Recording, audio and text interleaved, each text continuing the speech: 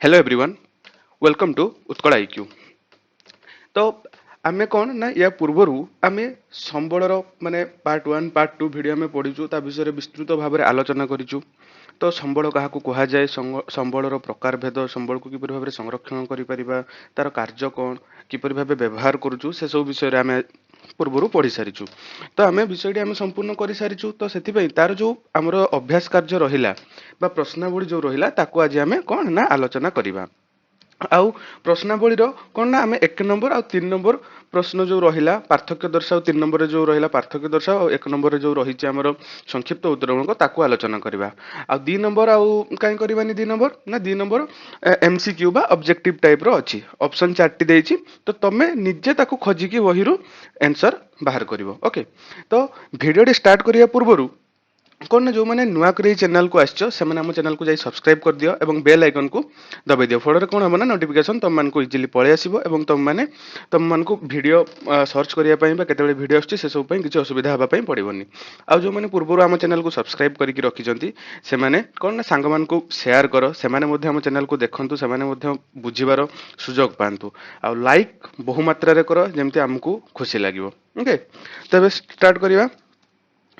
तो 1 नंबर आमर कौन देइछि ना निम्नलिखित प्रश्नर उत्तर दियो। ओके, आम 1 नंबर स्टार्ट करिवा। तो से कौन कहिछि प्रथम प्रश्न, आमर भूपृष्ठ रे संबळर असमान बंटन देखा जाय काहेकि।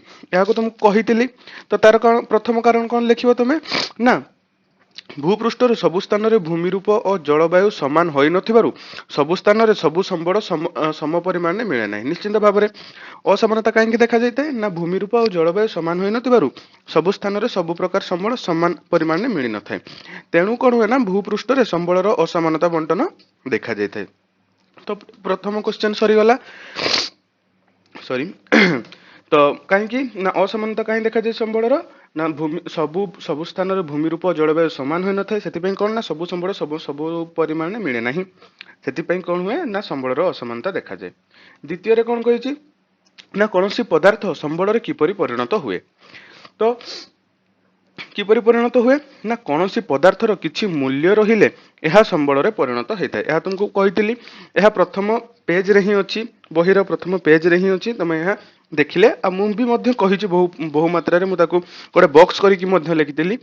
तो कोन तो प्रथम कारण कोन संबळ केतेबेले पदार्थ संबळ रे किपरि परिणत हुए ना कोनोसी पदार्थर किछि मूल्य रहिले एहा संबळ रे परिणत हुए एवं पदार्थर व्यवहार बा उपयोगिता ही ताहाकू कौन ना मूल्य दे थाए।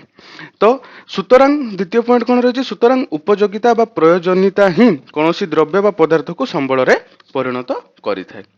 तो 2 नंबर क्वेश्चन रो उत्तर कौन है गला ना हमर जो एतिकीटा जो 2 नंबर क्वेश्चन रो पदार्थ संबल रे किपरि परिणत हुए ना पदार्थर किछि मूल्य रहिले ही यह संबल मूल्य रहिले ही संबल रे परिणत हुए एवं पदार्थर व्यवहार बा उपयोगिता ही ताकू कौन ना मूल्य दे थाए। द्वितीय पॉइंट कौन रोची ना उपयोगिता बा प्रयोजनीयता ही कौन द्रव्य बा पदार्थ को संबल रे परिणत करिथाय। तो 1 नंबर एवं 1 नंबर एक प्रथम क्वेश्चन, द्वितीय क्वेश्चन सरीगला। तृतीय क्वेश्चन कौन कहिछि, सॉरी ठंडा हो जाइछि तो सॉरी, मानव संबल काहेकि गुरुत्वपूर्ण। तो 3 नंबर जो क्वेश्चन कहला मानव संबल काहेकि गुरुत्वपूर्ण। तो प्रथम पॉइंट रोचे कौन ना मनीष निजर ज्ञान दक्षता तथा कारीगरी कौशल प्रयोग करी प्रकृतिर सदुपयोग करी नूतन संबल मान सृष्टि करथाय। या मते सेतेबेले कहितली मानव संबल जेतेबेले मानव संबलर छटिया गोटे बुझाइतिले जेतेबेले प्राकृतिक संबल मानवकृत संबल जेतेबेले बुझाइतिले सेही सेतेबेले को मानव संबल विषय में कौन कही ना मनीष निजर ज्ञान दक्षता तथा कारीगरी कौशल प्रयोग करी प्रकृतिर सदुपयोग करी नूतन संबल सृष्टि करे। द्वितीय पॉइंट कौन लिखा ना मनीषर परिकल्पना ज्ञान और आविष्कार उद्भावन ही नूतन संबल सृष्टि रे सहायक होता है। तेणु मानव संबल खूब गुरुत्वपूर्ण। तो मानव संबल कहीं गुरुत्वपूर्ण ना मनुष्य निजर ज्ञान दक्षता तथा कारीगरी कौशल प्रयोग करी प्रकृतिर सदुपयोग करी नूतन संबल मान सृष्टि करे। द्वितीय कौन ना मनुष्यर परिकल्पना ज्ञान आविष्कार और उद्भावन ही नूतन संबल सृष्टि रे सहायक होता है। तेणु मानव संबल गोटे कौन ना गुरुत्वपूर्ण संबल अटे। ओके, 3 नंबर सरीगला। एबे हमर 4 नंबर क्वेश्चन को जिबा। 4 नंबर क्वेश्चन कौन कहिछि ना संबल संरक्षण कौन पढ़िथिलो या तो प्रथम पॉइंट कौन हम ना संबलर सचेतन विनियोग तथा नवीकरण पर यथेष्ट समय देवाक आम कौन कही था ना संबल संरक्षण बोली आम कही था। तो संबल तुम प्रथम पॉइंट कौन लिखिदेव सॉरी संबल संरक्षण आम क्या कहू तो क्या कहू ना संबलर सचेतन विनियोग तथा नवीकरण पर यथेष्ट समय देवाक आम कौन कही था ना संबल संरक्षण बोली आम कही था। द्वितीय पॉइंट कौन ना आमर द्वितीय पॉइंट कौन है ना व्यवहार ह्रास पुनः चक्रीकरण तथा पुनः व्यवहार माध्यम संबलर संरक्षण करा जाई पारे। तो संबलर संरक्षण किपरि करा जाई पारे ना आमर कौन व्यवहार ह्रास करिकी पुनः चक्रीकरण तथा पुनः व्यवहार माध्यम संबलर आम कौन करिथाउ ना संरक्षण करिथाउ। तो ये जो दुईटी पॉइंट आम रहा संबल संरक्षण कौन तो संबल संरक्षण कौन प्रथम संबल संरक्षण क्या कहुए लिखिल आम संरक्षण किपरि करें से लिख। तो संबल संरक्षण कौन ना संबलर सचेतन विनियोग तथा नवीकरण पर यथेष्ट समय देवाक संबल संरक्षण कहुए एवं व्यवहार पुनः चक्रीकरण और पुनः व्यवहार माध्यम आम कौन ना संबलर संरक्षण कर। ओके नेक्स्ट क्वेश्चन जीवा एक नंबर क्वेश्चन एक नंबर प्रश्न माने प्रश्न लास्ट जो रहा कौन ना धारणीय विकास कहले कौन बुझ।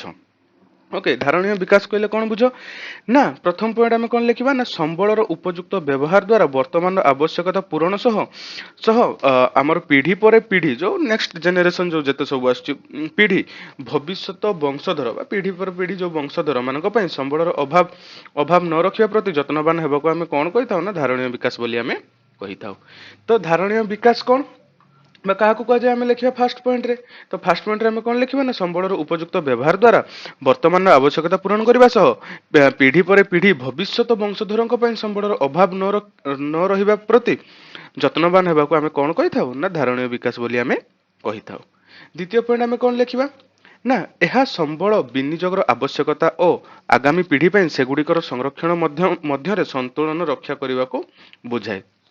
जो आमर कौन रहा ना जो धारणीय विकासटा हूँ कौन आ गए ना यह संबल विनियोगर आवश्यकता और आगामी पीढ़ी पर सेगुड़िकर संरक्षण मध्य संतुलन रक्षा करने को आम कौन कही था ना धारणीय विकास बोली कही था। अब मु चैप्टर जिते पढ़ाई से धारणीय विकास कौन ताको बहुत भल भाव में बुझे जो मैंने जदि पढ़ी न जाइए देखिपर से वीडियो पार्ट 2 वीडियो रे अच्छी तुम किंतु पूरा पार्ट 1 और पार्ट 2 दीटी जाक वीडियो देख हेले तुम भल भाव संबल विषय को संपूर्ण भाव में बुझीपर।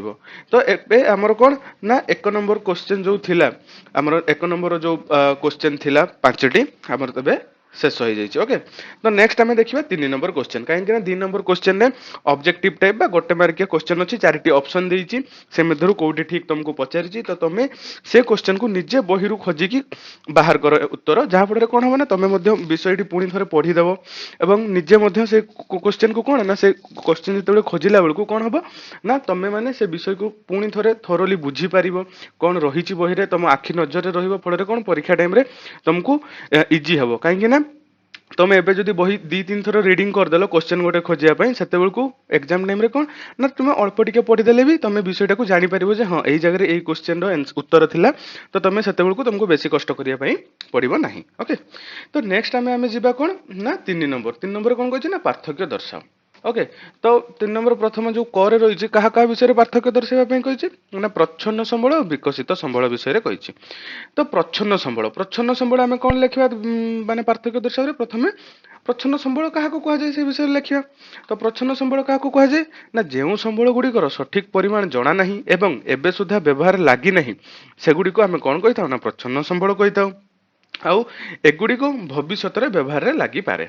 ओके तो प्रथम पॉइंट आम कौन लिखा ना प्रच्छन्न संबल क्या कहुए। ओके तो कौन ना जो संबल सठिक परिमाण जना ना एवं एबे सुधा व्यवहार में लगी ना सेगुड़ी को प्रच्छन्न संबल कहुए और एगुड़ी को आम कौन ना भविष्य में व्यवहार में लगी पारे। तो सहीपरि आम विकसित संबल प्रथम पॉइंट कौन लिखा ना तार से डेफिनेशन लिखा कौन ना जो संबल परिमाण जना पड़ी एवं वर्तमान व्यवहार करा जाउछि सेगुड़ी को आम कौन कही विकसित संबल बा प्रकृत संबल बोली आम कही था।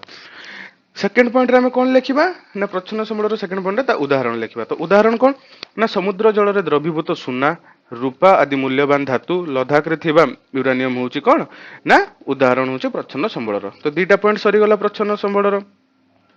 तो विकसित संबल उदाहरण आम कौन लिखा ना छटनागपुर मालभूमि अंचल धातव खनिज द्रव्य तालचेर अंचल कोयला उपकूलवर्ती समतल अंचल उर्वर मृत्तिका होउछि कौन ना आमर विकसित ଆମର ଯୋଉ ବିକଶିତ ସମ୍ବଳ ରହିଲା ତାର ହଉଛି ଉଦାହରଣ।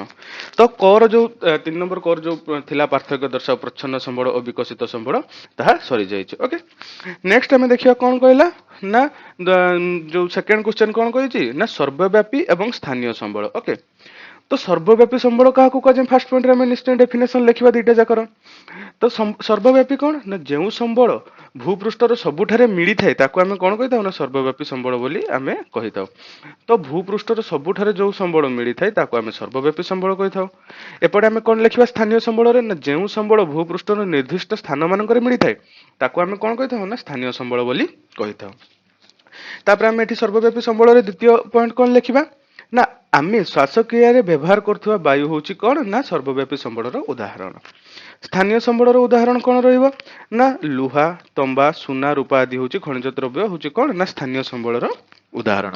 ଓକେ, ତ ଜାଣିଦେଲ ସର୍ବବ୍ୟାପୀ ସମ୍ବଳ ଆଉ ସ୍ଥାନୀୟ ସମ୍ବଳର ଉଦାହରଣ ସରି ପାର୍ଥକ୍ୟ ଦର୍ଶାଅରେ କଣ କଣ ଲେଖିବ ଜାଣିପାରିଲ। କାହିଁକିନା ପ୍ରଥମ ପଏଣ୍ଟରେ କଣ ନା ସର୍ବବ୍ୟାପୀ ସମ୍ବଳ କାହାକୁ କୁହାଯାଏ ଏବଂ ସ୍ଥାନୀୟ ସମ୍ବଳ କଣ କୁହାଯାଏ ଏବଂ ଦ୍ୱିତୀୟ ପଏଣ୍ଟରେ କଣ ଲେଖିବ ନା ଏହାର ଉଦାହରଣ ଦୁଇଟି ଦେଇଦବ। ଓକେ, ନେକ୍ସଟ କଣ କହିଲା ନା ନବୀକରଣ ଯୋଗ୍ୟ ଏବଂ ନବୀକରଣ ଅଯୋଗ୍ୟର ପାର୍ଥକ୍ୟ ଦର୍ଶାଅ। ତ ସେଇ ଠିକ ସେଇଭଳି ଆମେ ତ ଜାଣିଛୁ ପ୍ରଥମେ କଣ କରିବା ନା ଫାର୍ଷ୍ଟ ପଏଣ୍ଟ ଆମେ ଡେଫିନେସନ ଲେଖିବା ନବୀକରଣ ଯୋଗ୍ୟ ଆଉ ନବୀକରଣ ଅଯୋଗ୍ୟର ଲେଖିବା।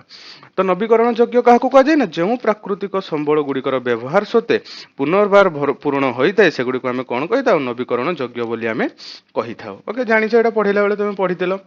ଓକେ, ସେଇପରି ନବୀକରଣ ଅଯୋଗ୍ୟ କଣ ନା ନବୀକରଣ ଅଯୋଗ୍ୟ କଣ କହିଲ ପିଲାମାନେ ନା ଯେଉଁ ପ୍ରାକୃତିକ ସମ୍ବଳ ଗୁଡିକର ବ୍ୟବହାର ଦ୍ଵାରା ପରିମାଣ ହ୍ରାସ ପାଇଲେ ବା ସରିଗଲେ ପୁନର୍ବାର ଭରଣ ହେବା ପାଇଁ ହଜାର ହଜାର ବର୍ଷ ଲାଗିଥାଏ ସେଗୁଡିକୁ ଆମେ କଣ କହିଥାଉ ନା ନବୀକରଣ ଅଯୋଗ୍ୟ ସମ୍ବଳ ବୋଲି କହିଥାଉ। ତମକୁ ବିଷୟ ପଢେଇଲା ବେଳେ ମଧ୍ୟ କହିଥିଲେ ନବୀକରଣ ଅଯୋଗ୍ୟ ସମ୍ବଳ କଣ।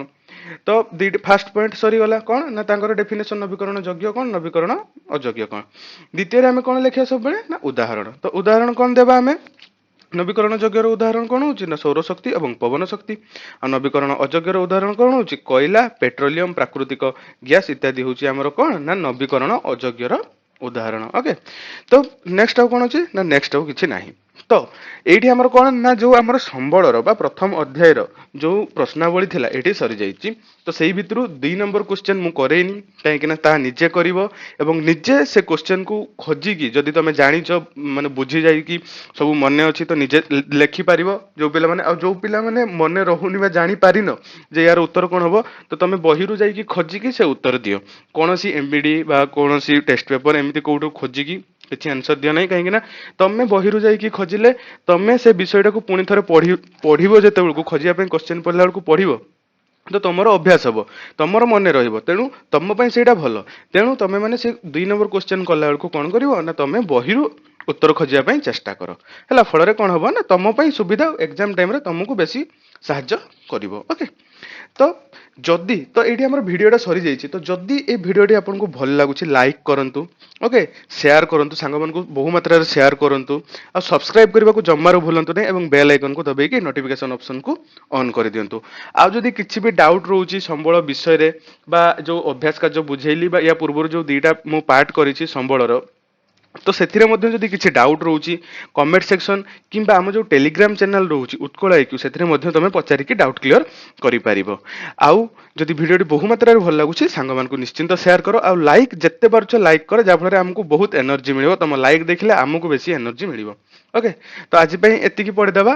ନେକ୍ସଟ ପାର୍ଟରେ ଆମେ ନେକ୍ସଟ ତାର ଦ୍ୱିତୀୟ ଅଧ୍ୟାୟ ଯୋଉ ରହିଲା ଭୂ ସମ୍ବଳ କି ଯୋଉ କଣ ଭୂ ସମ୍ବଳ ହଉ କି କଣ ଅଛି ମୁଁ ଦେଖିନି ତ ନେକ୍ସଟ ସେଇଠୁ ଆମେ ଷ୍ଟାର୍ଟ କରିବା ପୁରା ଭଲ ଭାବରେ ଆମେ ଷ୍ଟାର୍ଟ କରିକି ପଢେଇବା। ଓକେ, ତ ଆଜି ପାଇଁ ଏତିକି, ଥ୍ୟାଙ୍କ ୟୁ।